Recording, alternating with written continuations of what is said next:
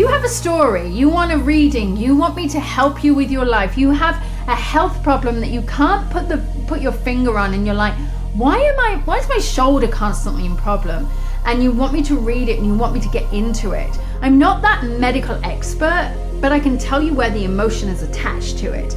I think you'll be surprised at how powerful that is. So I would love to hear from you. Go to lisawilliams.com/podcast-guest and we will get you on the show. Hi everyone. Before we begin, I want to let you know that this podcast is for informational and inspirational purposes only. The advice and insights shared here are based on my personal experiences and expertise, but they are not a substitute for professional, medical, psychological, or business advice. If you are dealing with a specific issue, please consult a qualified expert. And thanks for watching.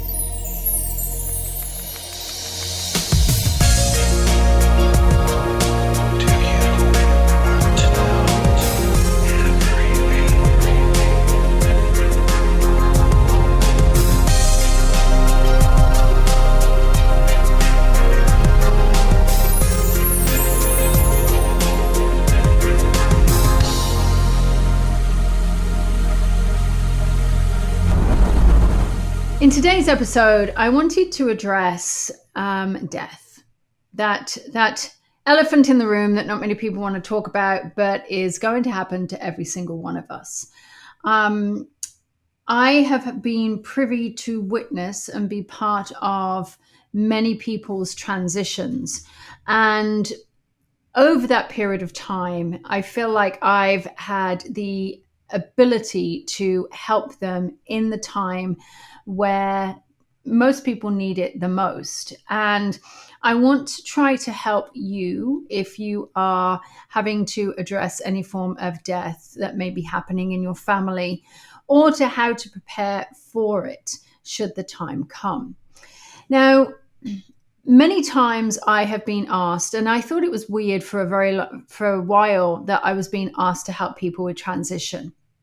And now it's just become more and more common in my work, whether it's because I understand death, whether it's because I communicate with the afterlife, I am not sure. But for some reason, what's happened is people have found trust and faith in me and let me be their anchor in this period of time. And I've actually helped, I've been taken on by either the patient who is in transition or by the family who are caring for those in transition. And in that space, and when I mean transition from this life to the next life, and what it's been is a very, very powerful space for me. And it's something that I have truly, truly loved doing. And so I want to try to help you if this is something that has been impacted you, or whether you thought, did I do the right thing, or I now have to face this. Death is something we can't escape. You know, we can't escape our taxes, we can't escape death. We're all going to die, but how we choose to do it is really up to ourselves. Now, we can't do anything with those people who have transitioned very suddenly, or it's been a sudden passing and there's nothing we can do. But there's so many times that death happens because we are sick or there's been an illness, and that we have to face our own mortality, and that we are knowing that we are going to pass away. I've worked with many people in hospice care, and I've been in many people's homes when they've transitioned, and many hospitals. And I want to try to help you navigate this period of time if it's something that you will have to face. So as a psychic medium, one of the greatest gifts that I have been able to do is to communicate with somebody who is no longer with us, or nonverbal. And what I'm able to do is help the energy. And when we're transitioning, it's energy that we work with.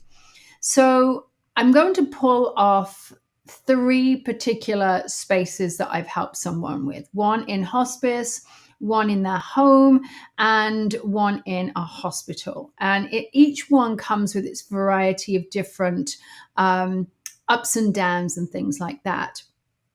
So when we're looking at somebody who is transitioning, there's an immediate need for us. We feel bad for them, we feel sorry for them, and we are wondering if there's anything more that we can do.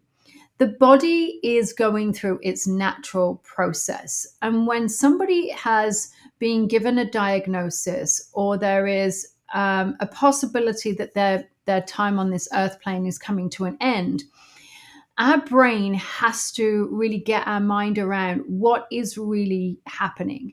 And so there's naturally a period of time that is going to want to happen where we want to worry about somebody else. We want to make sure that our loved ones are comforted, our loved ones are taken care of, our loved ones are they feel okay with what is going to happen. There's almost that part within themselves, as in the person who is transitioning, that it's in the quiet moments, it's in the quiet times that we think about is what's going on with them. And so it's normally the time at night, or the quiet moments, or the stillness, that there is this, what is going to happen? Does it hurt? All of these normal thoughts that go through. And then what tends to happen is, in that sleeping state, there's this almost soul knowing that, hey, I'm actually going to be okay. Or it's going to be, I'm going through a natural process. And coming to terms with death can be quite difficult. If you're not scared of death, there may have been something that's actually happened in your life that has made you realize that death is a natural part of life. And, whatever it is actually going back to having faith.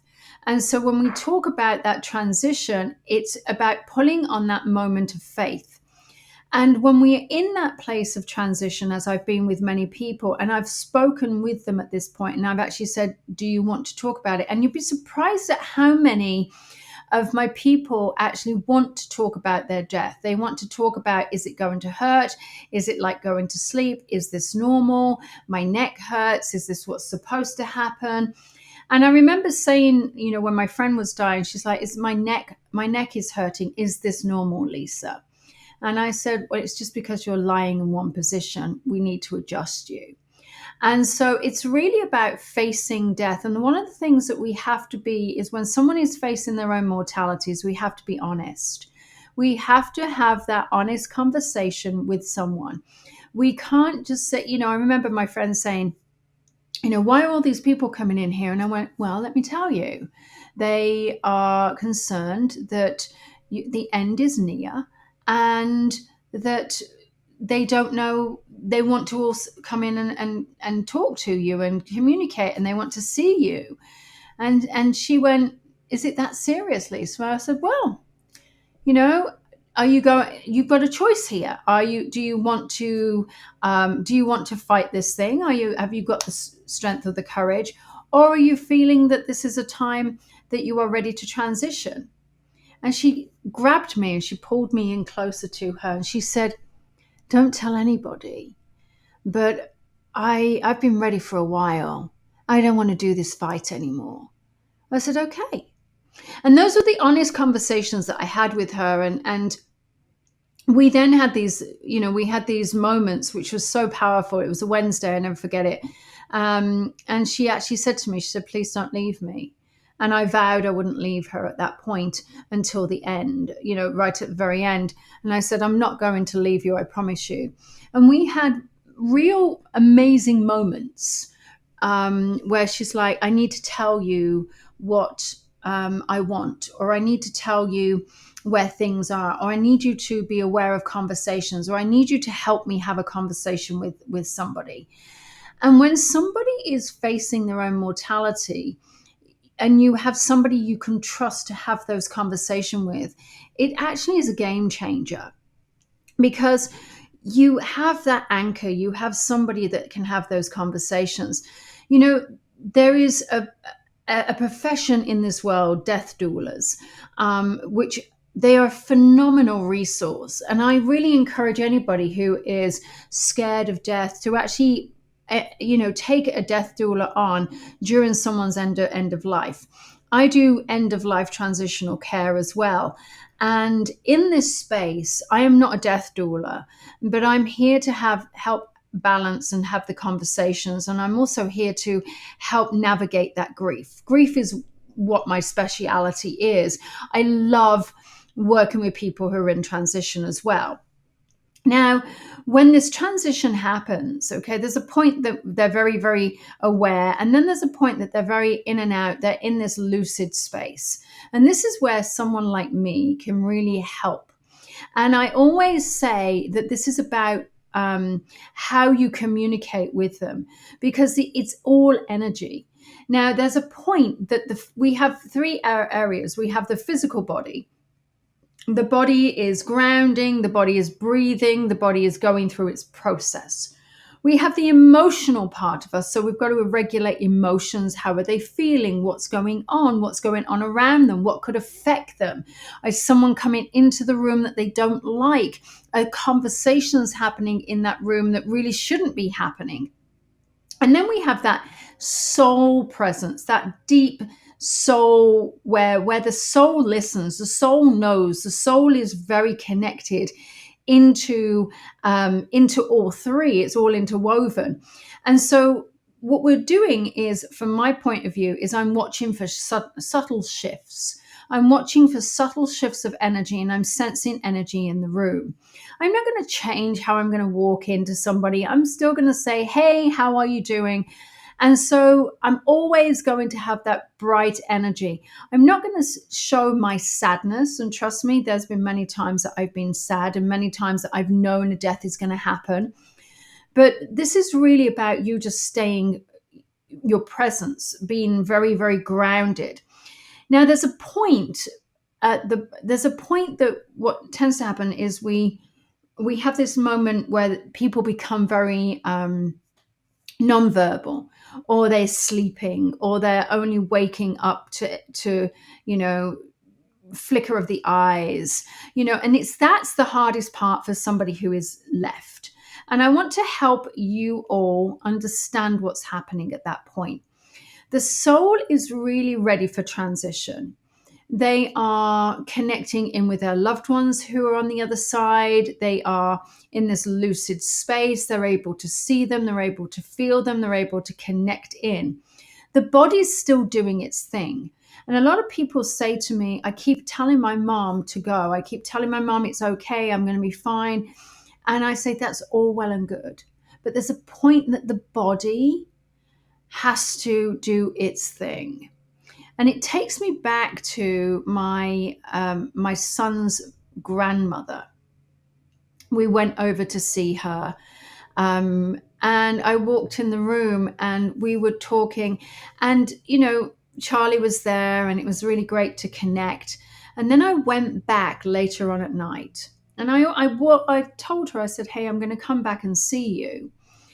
And I went in and I was sitting there. It was 11 o'clock at night, and I would just creep in very, very slowly.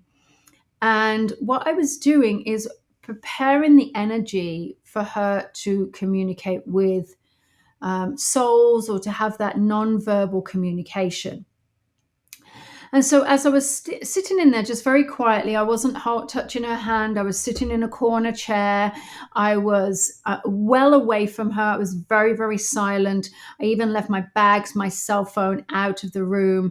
And I just had a presence. And what's happening is her energy shifts, right? So whenever we're walking into a room, when we have this energy around us, and you can almost feel when someone steps into the room with us. Because there's a shift of energy. It's an energetic vibration, and your body almost has to calibrate to that energy shift. And then when you sit down, and this is probably one of the greatest things that I can share with you, when you sit down and you relax your energy and their energy kind of come together. There's this connection, and you create this, compact space. And any one of you that moves, makes a sudden movement, it's going to be felt in that ripple of energy. And that's where you might find that person stirs, or that person might cough, or something might happen. It's the same when you're in a whole group of people and everyone's meditating, and then suddenly someone gets up and leaves the room. Then you'll find, somebody will start coughing, someone will start fidgeting, someone will sneeze, someone will do that. It's because our body is sensing a shift in the actual energy fields. And so when we're sitting there in the hospital, in the hospice, in the room, at home, whatever it is, I encourage you to have calm. My friend whose wife passed away, who I was there for that, said that all she wants to do is watch Hallmark videos. And we were watching the Hallmark videos, and I said, there's a point that the soul wants calm. And so we put on some soft meditation music, and the soft meditation, certain frequencies, certain hertz, will do something to our field. And what we're doing is we're creating a connection in the field to allow the body to relax, to allow the soul to prepare for transition, and to allow ourselves just to be in that calmer space, to actually help the breathing and the body do its thing. And so when we're locked into this energy space, what I encourage you to do is just sit there calmly. Don't hold their hand. Don't feel the need to address something that makes you feel better. I encourage you to sit and breathe. I encourage you to start regulating your breath to their breath, and then slowly allow your breath to come back to a normal state. And you may find that their breath also starts regulating with yours too. And so that's a really great technique when you have somebody who is at near end of life and they have that panic and they can't breathe properly. It's a really powerful thing. And that's when I normally come in behind them, place my hands on their shoulders, because touch is something that's really important. But this is in the conscious space. I don't do it when anyone's sleeping, but when someone is in a conscious space, I'll just literally go, and I will breathe with them. And I will allow my breath to be audible. So therefore, the brain actually sends signals to their body to actually mimic my breathing, and it calms their body down. But in this time of quiet, what I'm doing is I'm just connecting with them. And I'm sending thoughts out to their body. And I'm sending it almost like it's telepathic through the energy that's between us. And I will just quietly have these conversations. And I remember her waking up and she said, "What are you doing here?" And I said, "I did say I was coming back." And she went, "Yes," and went back to sleep. Anyway, so I stayed there for probably about an hour afterwards. And I let her sleep, and I didn't even say bye or anything. I just snuck out of the room. And one of the nurses asked me what I was doing. And she said, I popped my head in, and she said, "I just saw you sitting there." She said, "But you were doing something." She said, "I've been around enough to know, what is normal." She said, "But you just sat there." And she said, "What were you doing?" And so I told her what I was doing. She said, "Can you teach me how to do that?" And so I taught all the hospice staff. And I've done this many times. I've taught a lot of hospice staff how to regulate their breath, and I've taught them about connecting with them on an energetic field. And what I was able to do is start the communication when they're in a sleep state. And that's when the following day she said, "Did we have a conversation last night when you were in my room?" I said, "No, we didn't." She said, "But we were talking." And it was interesting how she was telling me everything that she was hearing. And so that tells me that she was connecting in. Now, obviously, I don't want to be there for long because I don't want to interrupt valuable sleep. But I wanted to start the communication, the non-verbal communication for when she was going to transition. And she knew she was going to transition. She chose this. She chose not to have treatment. She chose to do it her own way. And so when I did come back to America and she was in England, there were times that I could still connect in and say, how are you feeling? And that was my way of being able to help, different people in that place and say, hey, this is what's going on. Or again, I've done it with people in hospice. Where people have said, I've said, listen, can you have that conversation somewhere else? This is not right. And it wasn't about their death, it was about something else. And I said, this conversation, and they said, oh, you know what? She didn't like this topic. And I went, can we have this conversation somewhere else? And I didn't know. But it brought up anxiety. And so being able to sit with someone in that place, when we're grieving, we want to do it for us. Okay. There's a lot of need to do things for us. And I always say, for us, put us on the back burner if we can. We'll deal with our grief a lot of the times afterwards. But this is about sacred moments. Even if you're sitting and sharing sacred thoughts, sacred moments, these are the most important conversations that you can have. Put on gentle music. Don't have something stimulating in the background, such as like crazy music, salsa, whatever it is, TV. Have something very calm. Turn the bed to face the outside. Maybe sometimes have open fresh air is also a really good thing. We're watching for these subtle shifts of energy. And what we'll find is the subtle shifts of energy will be very, very subtle. You may not even realize it. And sometimes we have to ground ourselves. When you're taking somebody through any form of transition, you are the most important person here. And so going outside, getting some space, taking care of you, taking care of your nourishment, making sure you're drinking enough water, making sure you've got the things that you need in order to actually help. But the thing is, your sleep is equally as important. If you're choosing to stay with them, find a place to sleep. You're not going to miss a moment. One of my friends passed away, and he actually passed away on my son's birthday. And I remember his wife saying, I wanted to stay up. And she said, suddenly I fell asleep. And we had this most magical time in our dreams. And that is such a powerful space, because you never know. They're actually so connected in the dream space. It means our ego is out of the way. We're not trying to control anything. And when we're sleeping, it's such an easier transition. I've had many spirits that want to transit, or many people want to transition that way into spirit world, because they don't want to being with somebody in their most vulnerable time, such as passing away in this space. It's so vulnerable. The person doesn't want you to watch it. And so therefore, that's the reason why sometimes spirits pass, people pass when they are no longer, when they're on their own, or someone's popped to the bathroom, or, you're in sleep as well. And so recognize that your sleep is super important, and it's your way of being able to communicate on a non-verbal level. I would always encourage you to honor the beliefs of the person who's in transition.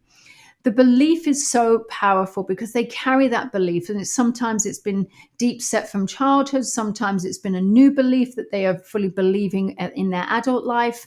But recognize the beliefs and ask them, what is it that you want? What is it that you need? What is it that I can help you with? And hold space. Just be present, make everything really calm. And when you are noticing that there is this, breath that is changing, I encourage you to place your hand on them, or go behind them and place your hands on the shoulders, and just audibly breathe with them and slow their breath, because what you're doing is you're going to actually make that easier. One of the things that you'll notice is in this subtle shift is you'll start feeling the energy becoming lighter and lighter, or weaker. And for me, what it feels like is I'm connecting into the silver cord. This is almost like the umbilical cord, the life force that is there. And there's so many different religions that will talk about the energy and the life force between the soul and the body. And again, there's so many different religions, so many different avenues here that you could go down.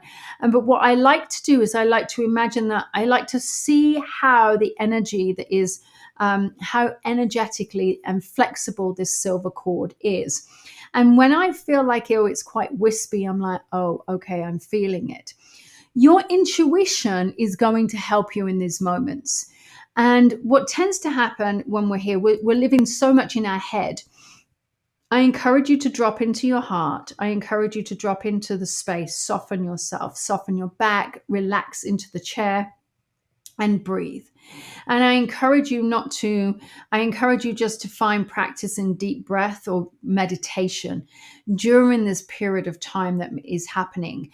Because what's going to happen is it's in the silence that you will get information.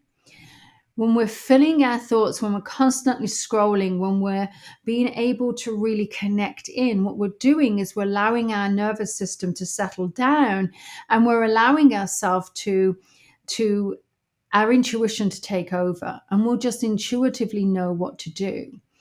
And I encourage you to trust your intuition. I encourage you to trust and listen. And if you feel connected, like, wow, mom is telling me to open the window, open the window. Mom is telling me, wow, mom is telling me that she needs something else, do that. You know, have conversations with them. Have honest and, you know, very honest and direct conversations. And really, all of them, everyone that I have worked with, every one of them has actually said that life is so short, to enjoy life. You know, there's so much power, so much wisdom and powerful knowledge that we get from those who are transitioning. It's unbelievable. And truly listen to it, that life is really worth living. It's a short period of time that we're on earth, even though it may feel long. And what we're trying to do is really, it's just living the best life that we can, and the most simple life. And it doesn't have to be extravagant or lavish or big, as long as we're true core in aligned human beings. And what I encourage you to do is, during this moment of transition, is actually to have a moment with the person. Breathe. Don't just sit and read a book. Just be very present in the room. Don't ever talk about funerals or making arrangements in the room at all. They're hearing you, so talk to them. Have memories. Have laughter. Turn off the news. Don't read the paper. Read magazines. You know, have conversations. Talk about fond memories. Bring talking points in. Oh my God, do you remember this teddy bear? And bring in photos that they love. These are and it may be clothes that they love. Maybe there's a blanket that they want to have around them. Maybe they want to have their own clothes on them. Maybe there's a certain lotion that they want to have on their hands. And really just allow yourself to be present. And there's a moment at the point of transition that sometimes they become very lucid, and they become very aware, and they become very very aware and cognizant, and they're aware in the room. And that is, you know, that's very normal. And I always, you know, embrace that moment, embrace that time, you know, have the laughter, have a joke, have a fond memory, you know, have some fun with them, because this is such a powerful place for them to be. And then at that point of transition, when the body is doing its thing, the one thing I would always say is absolutely tell them it's okay, that you're going to be okay. Tell them that you will be fine, that you will continue with their word, you will do everything that they want them to do. And then there's a point that the body has to do what it needs to do. The body has to transition. The body needs to go through its thing. It needs to go through its phases. That can last up to a week. It can last even longer. Who knows? And I've had so many people say to me, why is she still hanging on? Well, she's not hanging on. The body's just doing its thing. Biologically, the body has to go through a process. And so this is where it's going to happen, okay? It's going to happen in its time. And then when the breath has come out of the body, I will absolutely say to you, have a moment with that person. Whatever it might be, have a moment and breathe. Breathe. There's such peace in sitting with someone who has transitioned in that moment. There's a moment in that time that I'm actually going to say to you, have a moment with that person. Just sit and be. Just be. And allow yourself to calm down, because once once the news goes out, then honestly, it gets crazy. There's arrangements, there's people want things. You're having to deal with grief. You're having to deal with all these other people's grief. It becomes busy. It becomes chaotic. It becomes so hard and difficult. And so I encourage you to look after yourself in this moment. Start a meditation practice, start a ritual, start looking for the signs that your loved ones are around. Start doing some journaling, start tapping and allowing yourself to release what's just happened from your body. Start doing your own rituals. If you want to sage the room, if you want to place little pots of salt around the room to absorb energy, do what is right for you. Find your own practice. The most important thing is also to get out of the house, get sunlight, get out of the house, get into fresh air. Nature is around us for a reason. These are such powerful things. Go for a walk, honor that person. I remember going when my friend's wife transitioned that morning. I said, let's go for a walk. She's like, no, let's go for a walk. No, we're going for a walk. So we took the dog for a walk and I went, stop. And she said, what? And I went, look down.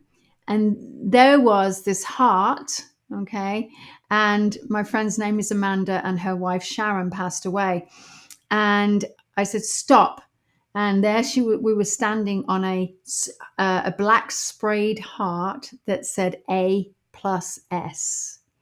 And you can't make that up. Sharon was obviously pushing us to go for a walk. And as much as it was against what Amanda wanted, she needed to see that. She needed to see that S+A or A+S. And it was the first sign that she had from her wife within hours of her transition.